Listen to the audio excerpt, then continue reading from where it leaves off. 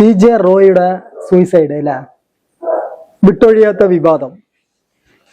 അതായത് എനിക്ക് പറയാനുള്ളത്, ഈ ആരോഗ്യമുള്ള ഒരാള്, അതായത് കയ്യിലും കാലിലൊന്നും ഒരു കുഴപ്പമില്ല, കണ്ണ് കാണുന്നുണ്ട്, വലിയ ആരോഗ്യ പ്രശ്നങ്ങളും ഇല്ല, ഇങ്ങനെയുള്ള ആളുകള് മരിക്കുകയാണെന്ന് പറഞ്ഞു കഴിഞ്ഞാൽ, അല്ലെ ആത്മഹത്യ ചെയ്യണമെന്ന് പറഞ്ഞു കഴിഞ്ഞാൽ അതിന് ഒറ്റ ഭാഷയേ ഉള്ളൂ, ഒറ്റ ഉത്തരേ ഉള്ളൂ.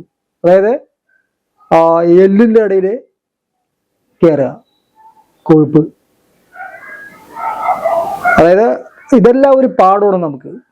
ഇത്ര ഒരു ആരോഗ്യമുള്ള ആള് കണ്ണിനും കാലിനും അതിനൊന്നിനും ഒരു കുഴപ്പമില്ല. അങ്ങനത്തെ ആളുകൾ, ഇഷ്ടംപോലെ ആളുകൾ ആത്മഹത്യ ചെയ്യുന്നുണ്ട് നാട്ടില് അല്ലേ. ഇങ്ങനെയുള്ള ആളുകളുടെ അടുത്തൊക്കെ പറയാനുള്ളത് ഒന്നേ ഉള്ളൂ, അതായത് എല്ലിൻ്റെ ഇടയിൽ കൊഴുപ്പ് കയറുക പറയില്ലേ, അങ്ങനെയുള്ള ആളുകളെ ആത്മഹത്യ ചെയ്യാറുള്ളൂ. ഓക്കെ, ഇപ്പൊ വിട്ടൊഴിയാത്ത വിവാദങ്ങള് CJ റോയുടെ ആത്മഹത്യയുമായിട്ട് ഇതുണ്ട്. അതില് പിന്നെ അദ്ദേഹം ഒരു വലിയൊരു സെലിബ്രിറ്റി ആയിരുന്നില്ലേ, സെലിബ്രിറ്റി സ്റ്റാറ്റസ് കീപ്പ് ചെയ്യുന്ന ഒരാളായിരുന്നു അദ്ദേഹം. അദ്ദേഹത്തിന്റെ മരണം എന്ന് പറയുന്നത്, അദ്ദേഹത്തിന്റെ സൂയിസൈഡ് എന്ന് പറയുന്നത് എല്ലാവർക്കും ഒരു പാഠമാണ്. എന്താ പറഞ്ഞു കഴിഞ്ഞാൽ, ആഫ്റ്റർ അദ്ദേഹം ജീവിച്ചിരിക്കുന്ന സമയത്ത് ഒരുപാട് നല്ല പ്രവൃത്തികൾ അല്ലെ ഒരുപാട് സെലിബ്രിറ്റികളുമായിട്ട് അല്ലെ 3-4 സിനിമകളൊക്കെ അദ്ദേഹം പ്രൊഡ്യൂസ് ചെയ്തിട്ടുണ്ട് അല്ലേ. ഇപ്പൊ പുതിയ ഭാവന്റെ സിനിമ വരുന്നതും അദ്ദേഹമാണ് അതിന്റെ പ്രൊഡ്യൂസർ. കോൺഫിഡന്റ് ഗ്രൂപ്പാണ്. അപ്പൊ സ്വാഭാവികമായിട്ടും ഒരു ഇത്രയും വലിയൊരു സെലിബ്രിറ്റി മരിക്കുന്ന സമയത്ത് അദ്ദേഹത്തിന് കൂടെ നടന്ന ആളുകൾ അല്ലെ അദ്ദേഹത്തിന് ചോറുണ്ട ആളുകൾ ആരെങ്കിലും ഒരാളെ തിരിഞ്ഞു നോക്കണ്ടേ? അവിടെ മെയിനായിട്ട് പ്രമുഖരായ ആരും എത്തിയില്ല എന്നാണ് അതിലെ വാസ്തവം. മരണശേഷം ഇനി എന്തില്ലേ എന്നുള്ള ഇതായിരിക്കും. അതായത് ഇദ്ദേഹം ഒരുപാട് സിനിമകൾ പ്രൊഡ്യൂസ് ചെയ്തിട്ടുണ്ടായിരുന്നു. അതോടൊപ്പം തന്നെ ഒരുപാട് ദുബായിൽ ഒരുപാട് മറ്റേ പാർട്ടീസ് നടത്തിയിട്ടുണ്ടായിരുന്നു. ഇഷ്ടംപോലെ സിനിമാ സ്റ്റാർസുകൾ അവിടെ പോയി തിരിയും മറ്റും ചെയ്താണ്. അയാളുടെ ഒരുപാട് ഇതില് പങ്കെടുത്താണ്. എങ്കിലും മരണശേഷം അദ്ദേഹത്തിനെ തിരിഞ്ഞു നോക്കാൻ ഒരാളും പോയിട്ടുണ്ടായിരുന്നില്ല. ആകെ അതിൽ അറിയപ്പെടുന്ന ഒരു 2-3 പേര് മാത്രമേ അദ്ദേഹത്തിന്റെ മരണ ചടങ്ങുകളിൽ പങ്കെടുത്തുണ്ടായിരുന്നു. അതായത് VK പ്രകാശ്, മറ്റേ ആന്റണി പെരുമ്പാവൂര്, മിഥുൻ, അറിയുന്ന ആളുകൾ ഇത്രയൊക്കെ ഉള്ളൂ സെലിബ്രിറ്റി ഇതില്. ബാക്കിയെല്ലാം ബിസിനസ്സുകാരൊക്കെയാണ് പങ്കെടുത്തിരിക്കുന്നത്.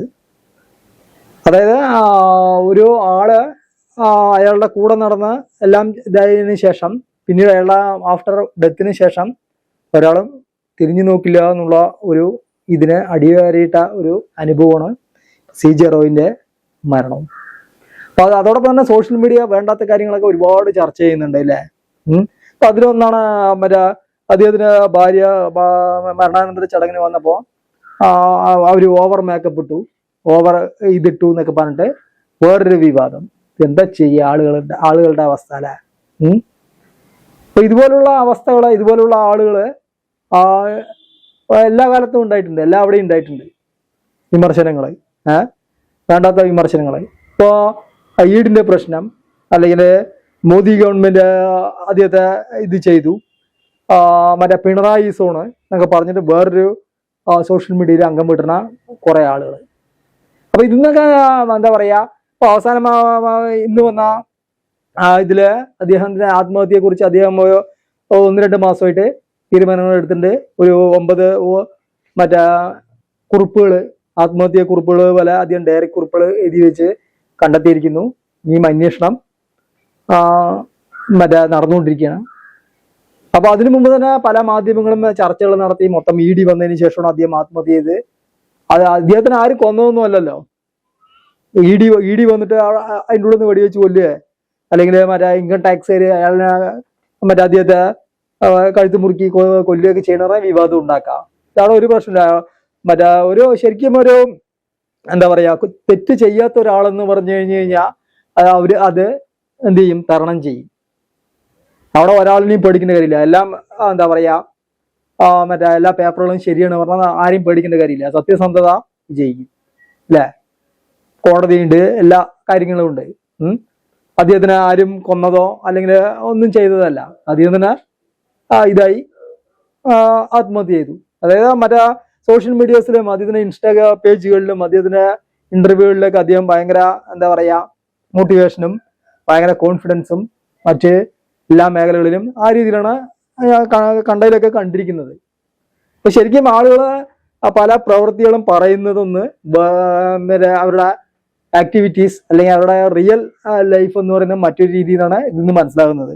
ഇപ്പൊ റീസെന്റ് ആയിട്ട് നമ്മള് മറ്റേ മാരിയോ ജോസഫും ജിജി മാരിയോ ആ 2 കേസുകളുടെ അല്ല അവരുടെ പ്രവൃത്തി എന്താണ് മോട്ടിവേഷനെ അങ്ങേ തലയ്ക്ക് കൊണ്ടുപോയ ടീമുകളാണ്. പക്ഷെ യഥാർത്ഥത്തിൽ തമ്മിൽ തലപൊളിയായിട്ട് നടക്കുന്ന ടീമുകളാണ്. അപ്പോൾ പറഞ്ഞു വന്നത് ഈ ആത്മഹത്യനെ കുറിച്ച് തന്നെയാണ് കൺക്ലൂഷനിൽ. അതായത് ആത്മഹത്യ ഒന്നിനും ഒരു പരിഹാരമല്ല. അത് ആത്മഹത്യ ചെയ്യുന്ന ഒരു കൈയും കാലും ഒരു ആരോഗ്യ പ്രശ്നം ഇല്ലാത്ത ഒരാൾ ആത്മഹത്യ ചെയ്യണമെന്ന് പറഞ്ഞു കഴിഞ്ഞാൽ യഥാർത്ഥത്തിൽ അവിടെ എല്ലിൻ്റെ ഇടയിൽ കൊഴുപ്പ് കയറിയിട്ട് തന്നെയാണെന്ന് ആണ് എൻ്റെ ഭാഷ്യം. ഓക്കെ, പിന്നെ നമ്മളൊരു കാര്യം കൂടി മനസ്സിലാക്കുക. നമ്മുടെ എന്താ പറയാ വിദ്യാഭ്യാസ ഇത് ചെറുപ്പം മുതൽ തന്നെ മറ്റ് സിലബസുകളിൽ ഈ കാര്യങ്ങളൊന്നും ഉൾപ്പെടുത്തിയിട്ടില്ല. ആത്മഹത്യ വന്നു കഴിഞ്ഞാൽ എന്താ ചെയ്യേണ്ടത്, അത് ചെറുപ്പകാലം മുതൽ തന്നെ ഒരു മോട്ടിവേഷൻ അല്ലെങ്കിൽ ഒരു ക്ലാസ്സുകൾ കുട്ടികൾക്ക് ചെറു ക്ലാസ്സുകളിൽ തന്നെ കൊടുക്കണം അല്ലേ, ഗവൺമെന്റിന്റെ ഭാഗത്തു നിന്ന് അല്ലെ വിദ്യാഭ്യാസ മേഖലകളിൽ നിന്നും. അത് കിട്ടുന്നില്ല. അല്ലെങ്കിൽ ഒരു ട്രാഫിക് നിയമങ്ങൾ എന്താണ്, അതൊരു 10ാം ക്ലാസ് പഠിക്കുന്ന ഒരു ചെറുപ്പം ചോദിച്ചു കഴിഞ്ഞാൽ അറിയില്ല. ലൈംഗിക വിദ്യാഭ്യാസം ഇല്ല. മൊത്തം നമ്മുടെ ഇത് തുടക്കം മുതൽ തന്നെ ഒരാള് ആത്മഹത്യ ചെയ്ത് പറഞ്ഞാൽ അയാളെ കുറ്റപ്പെടുത്തുകയല്ല, ഇത് സ്റ്റാർട്ടിങ് മുതൽ തന്നെ നമ്മുടെ ഒരു സൊസൈറ്റിന്റെ കുഴപ്പമാണ്, നമ്മുടെ വിദ്യാഭ്യാസത്തിന്റെ തകരാറൊക്കെ തന്നെയാണ് ഇവിടെ കാണിക്കുന്നത്. ഓക്കെ, ഇതിലേക്കാണ് നമ്മൾ പറഞ്ഞത്, അതായത് രാഷ്ട്രീയക്കാരന്റെ തൊലിക്കട്ടി ഉണ്ടാക്കണമെന്ന്.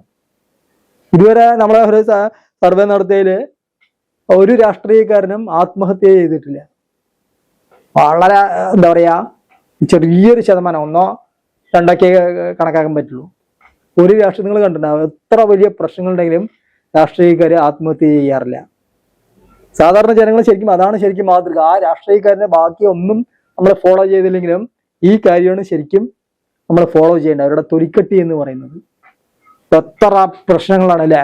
ഉമ്മൻചാണ്ടി എക്സാമ്പിള്, മറ്റേ പീതാംബരക്കുറുപ്പ്, ഗണേഷ് കുമാർ, മറ്റേ എന്താ പറയാ റീസെന്റ് ആയിട്ട് നമ്മുടെ രാഹുൽ മാങ്കൂട്ടത്തില് എത്ര പ്രശ്നങ്ങളാണ്.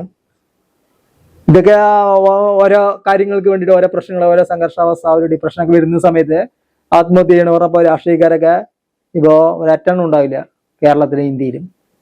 അപ്പോൾ ഈ കാര്യത്തില് സൂസൈഡിന്റെ കാര്യത്തില് നമ്മള് രാഷ്ട്രീയക്കാരന്റെ തൊലിക്കട്ടി ഉണ്ടാക്കുകയാണ് നല്ലത്. പിന്നെ ഒരു കാര്യം കൂടി മനസ്സിലാക്കുക, ലക്ഷക്കണക്കിന് പേര്, അതാണ് ഞാൻ നേരത്തെ പറഞ്ഞത്, അതായത് എല്ലാ ആരോഗ്യങ്ങളും കൈയിന് ഫങ്ഷൻ, കാലിന് ഭയങ്കര ഫങ്ഷൻ, കിഡ്നി കുഴപ്പമില്ല, കണ്ണിന് കുഴപ്പമില്ല അല്ലെ, നടക്കാൻ സാധിക്കുന്നുണ്ട്, മറ്റ് ഒരു പ്രശ്നവുമില്ല ഹെൽത്ത്, എന്നിട്ടാണ് ആത്മഹത്യ ചെയ്യുന്നത്. ഇതൊന്നും ഇല്ലാത്ത എത്ര കോടിക്കണക്കിന് പേരുണ്ട് ലോകത്ത്. അതാണ് നമ്മൾ പറഞ്ഞത്, അതായത് എല്ലിൻ്റെ ഇടയിൽ കൊഴുപ്പ് കൂടിയിട്ടാണ് ആത്മഹത്യാ പ്രവണത എന്ന്. അപ്പോൾ ഇന്നത്തെ വീഡിയോ അവസാനിപ്പിക്കാൻ പോകണേ. ഇനി നമ്മുടെ ചാനൽ സബ്സ്ക്രൈബ് ചെയ്തിട്ടില്ലെങ്കിൽ ഒന്ന് സബ്സ്ക്രൈബ് ചെയ്യുക, ലൈക്ക് ചെയ്യുക, ഷെയർ ചെയ്യുക. അടുത്ത നല്ലൊരു വീഡിയോയുമായി, തിങ്ക് ചെയ്യുന്ന വീഡിയോയുമായി നമുക്ക് വീണ്ടും കാണാം. ഓക്കെ.